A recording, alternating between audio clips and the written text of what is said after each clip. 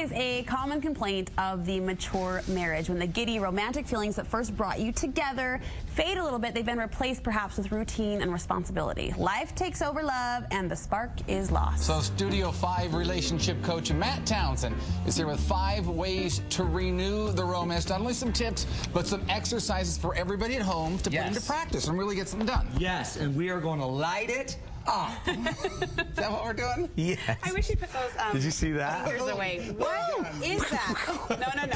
No. You know what? In my house, we don't point guns at people. Look at you. You know they're not real. Well, I don't care. Put them away. These spark things kind of got you thinking, though, doesn't it? Yeah. You hear this a lot from couples? Every day. But here's the cool thing. It's the whole thing. When you're first dating, it's the yearning, and then it gets into the earning, and then in the enduring after that. Not the enduring to the end. Yeah. The earning level. Somebody's reading a book. So well, yeah. Matt's got a little book out there with some of these ideas. You got to go look for it. Okay, so this is past the yearning stuff. This is when it turns into This is when you got to earn it. Now, here's the deal. The cool thing is, because I had somebody in my neighborhood today call and say, what if my husband has too much spark? And I want to back it down. So this is what to do. If your husband has too much spark, just do half of the things I'm going to tell you. Or just do them in reverse order, and it'll fix everything. Okay? Right now that neighbor's at home watching, saying, great. That's the last time I talked to him again. Thanks, Robin. Good tip. Okay. 2 little sparks, so this is how we pick it up. Now, remember, we used to have spark, right? Back when we were yearning. Yeah. Let's all take 1 second and just think back to that day. I remember it. Are the crickets chirping in your head, or what? No. Okay. What was different back then? Things were new. Things were alive. It was just, it wasn't, you didn't have the routine and responsibility that you get. They're fresh, they're fun, the new word. Fresh fun, you had energy. When you went on a bike ride like I did today, you didn't fall off your bike twice. Back then, you could stay on your bike. A lot of stuff was going for you, right? But back then, when you wanted to get a spark, you usually would ask someone out, right? Okay, rule number 1. If you want a little spark, you got to make a date. Back then, it used to work. So we're going to go through everything you used to do on a date that worked, and I'll bet you $1,000 it'll work again today. You got to make a date. Most couples that don't have spark don't have time for each other. You don't have time for each other, you're not going to have any sparkage. So this is your regular Friday night? Now, you could have 3 dates. Okay. Go crazy. You could make a date at a soccer game where you just walk away from your children for a half hour and walk around the park. But you got to make a date. So one of the rules is you got to make time. Activity number 1, make time for romance. If you don't have time for romance, if you're not anticipating it, if you're not thinking about it, it's not going to happen. It's not going to happen. What do you want to bet? You're not going to have surgery unless you schedule it. Pretty good bet. Call me old-fashioned, but it's just not going to happen. So the first rule is the easiest rule. Then we got to get into all the things we used to do on the date, okay? So the first rule, what is it? Make a date. Okay, you got to have the date. Rule number 2, though, is you got to look for the fun, not the familiar. When you were dating back in the day, you weren't looking for just boring familiarity. You were looking for what was fun, what was exciting, what was interesting. Do you remember back on those dates? You'd be willing to try anything. Your date would pick you up and you'd say, we're going ice blocking. And you'd be, yes! I love ice blocking. You're wearing a dress and heels. And you're like, sweet, because who cares? Because I love ice blocking. You'd try anything. Now, if you imagine trying to get your wife to go ice blocking, what would that take? That is not happening. That's not going to happen right now. She's going to have to think it through. Now, we know in our marriages, we end up going for the familiar, not the fun. Because when you can go home and the day's over, what's the first kind of clothing you're going to reach for, Brooke? Your sweatpants. Sweatpants. Yeah.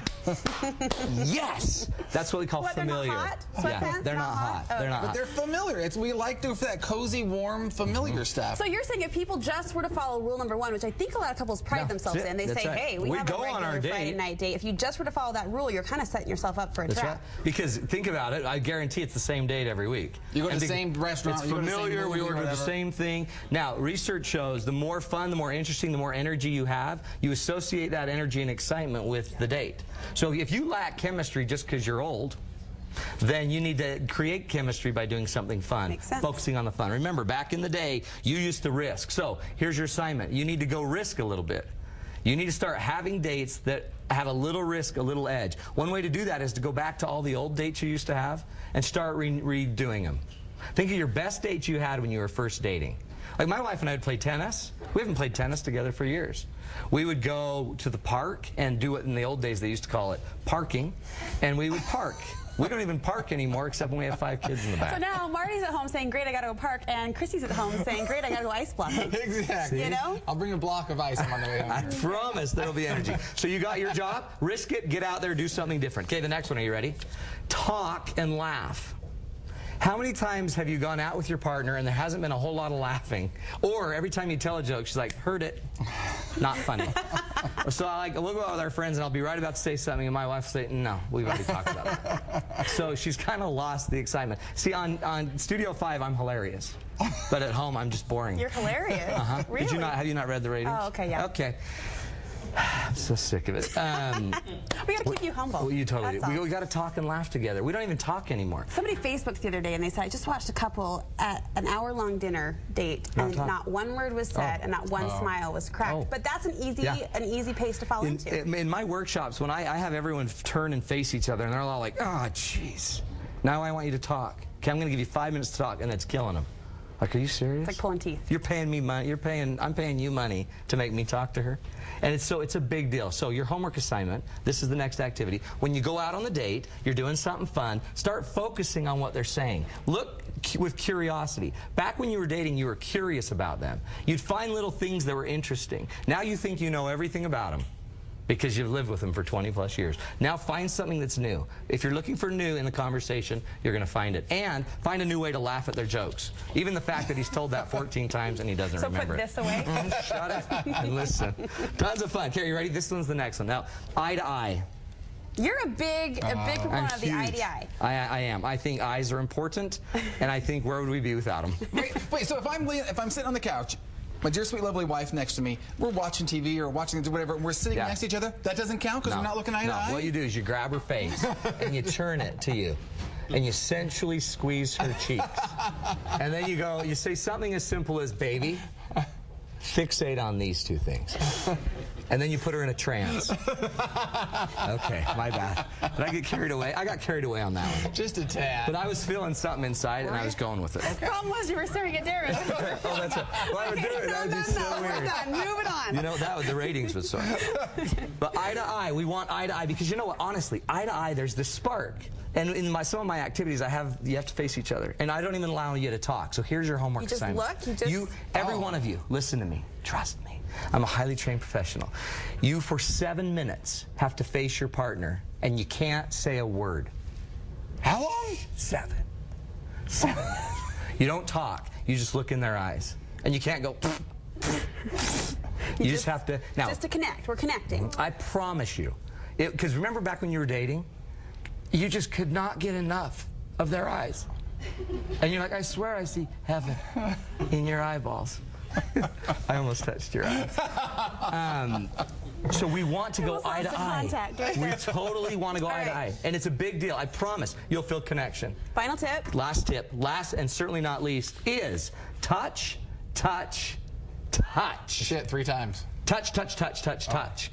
Research shows people, when we're touching, it creates endorphins that make us feel good. It decreases our stress. We connect. It feels good. Now, the problem with touch is sometimes one of our partners, sometimes they're called men, think that touch means something else.